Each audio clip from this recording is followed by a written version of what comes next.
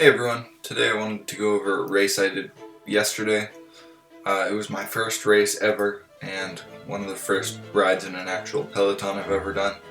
And there were some things that I did really poorly that I wanted to go over for anyone else who wants to get into racing, so you can learn from my mistakes. And I also wanted to do an analysis for myself, just to see what went wrong and what went well. So let's get into it. Starting off here, this is the very beginning of the race. Right after I turned on my GoPro. We had just come down a big old hill, and I was already getting dropped.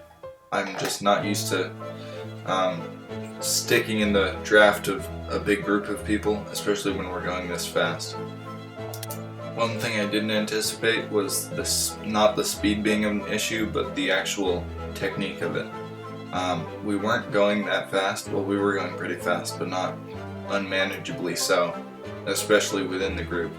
But just the difference in speed, climbing hills and descending, you need to work on accelerating with the pack and not getting dropped on those different areas of acceleration and deceleration. Now this was a short loop, but this is around halfway through, and I've just been sort of getting dropped, pushing back on, getting dropped, pushing back on, and I can tell that I'm using a lot more energy than everyone else in the group, and so I need to really work on that.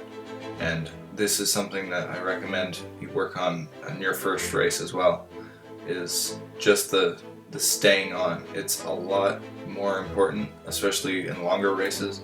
This one was really short, it was about 7 miles, but especially if you have a longer race and you're maybe not the strongest guy, you should definitely work on staying with the group, doing the accelerations with the pack. Up until now, I had just been in the back of the group getting dropped and then coming back on, just to not get in people's way. But right here is where I felt like I could really make a move.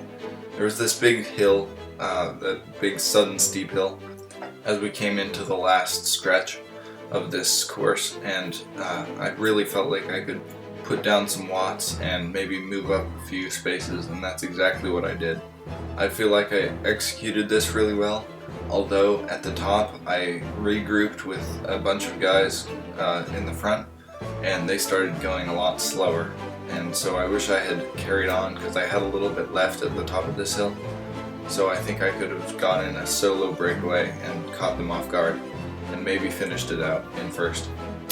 Now, coming into the end here, this was probably my biggest blunder out of the whole event, in that I actually sprinted after I crossed the finish line. Now, the most important thing probably is to know when you're finishing, and I did not.